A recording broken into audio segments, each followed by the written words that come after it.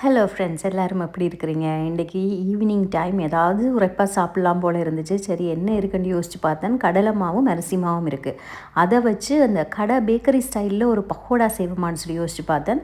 சரி, நான் இது முதல்ல செஞ்சதில்லை, இப்படி தான் செய்வாங்கன்ற ஒரு அனுமானத்தில் செய்தேன். வீடியோஸும் ஒன்றும் பார்க்க இல்லை. சரி இப்படி செய்து பார்ப்போம், நாங்கள் தான் சாப்பிட்ருக்குறோம் தானே, அதில் வச்சு செய்து பார்ப்போம்னு சொல்லிவிட்டு கடை ஒரு வெங்காயம், பச்சை மிளகா, கருவேப்பிலை எல்லாம் வெட்டி எடுத்து வச்சு போட்டு செய்ய தொடங்கிட்டேன்.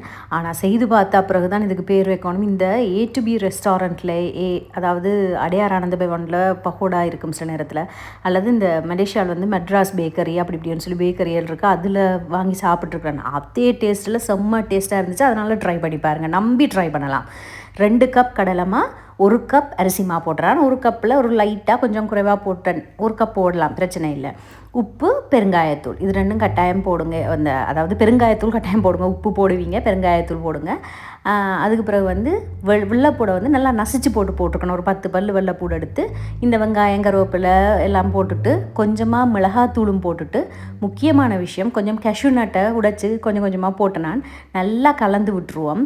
நீங்கள் வந்து கேஷ்யூ நட் இல்லைண்டா நார்மல் கச்சானும் போடலாம், அதுவுமே நல்லா இருக்கும். நல்லா கலந்து விட்டுட்டு ஒரு 1/4 டீஸ்பூனுக்கு குறைவாக கொஞ்சமாக வந்து பேக்கிங் சோடா, அது வந்து அந்த கொஞ்சம் நல்ல கிறிஸ்பியாக நல்லா இருக்கும். அது பேக்கிங் சோடா போட்டது நல்லா இருந்துச்சு.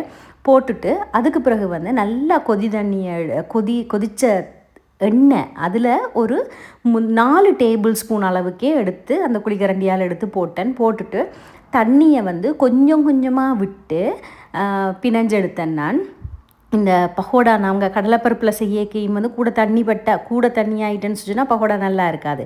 அதே மாதிரி இப்படி உருண்டு பாலாக வர தேவையில்லை, இப்படி உதிர்த்து விடக்கூடிய அளவுக்கு கொஞ்சம் கொஞ்சமாக தண்ணியை தெளித்து இப்படி நாங்கள் போட்டு எடுத்தோம்டா சூப்பர் டேஸ்டான ஒரு பக்கோடா.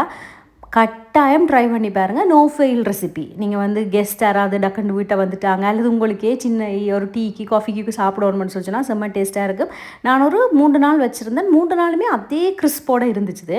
நான் இந்த வீடியோட எண்டில் அது எவ்வளோ கிறிஸ்பியாக வந்துச்சுன்னு சொல்லி அந்த வீடியோவை கிளிப்பை வந்து வாய்ஸை கட் பண்ணாமல் போட்டிருக்கேன்னு பாருங்கள் எப்படி வந்துச்சுன்னு சொல்லி. கட்டாயம் ட்ரை பண்ணிவிட்டு எனக்கு கமெண்ட் செக்ஷனில் கமெண்ட் பண்ணுங்க எப்படி வந்துச்சுன்னு சொல்லி. கட்டாயமாக திருப்பி சொல்கிறேன், ட்ரை பண்ண வேண்டிய ஒரு ரெசிபி பாருங்கள்.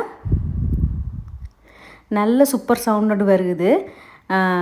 நீங்களும் இப்படி வித்தியாசமான சாப்பாடுகள், வித்தியாசம் இல்லை, எல்லோரும் செய்கிற சாப்பாடுகள் தான். அப்பப்போ கொஞ்சம் கொஞ்சம் குவான்டிட்டியில் செய்யுங்க. நிறைய செய்ய வேணாம், ஆனால் கொஞ்சம் குவான்டிட்டியில் செய்து ஃபேமிலியோடு என்ஜாய் பண்ணலாம். கடையில் வாங்காமல் செய்து பார்த்துட்டு எப்படி வந்துச்சு கமெண்ட் செக்ஷனில் கமெண்ட் பண்ணுங்க. அடுத்த வீடியோவில் மீட்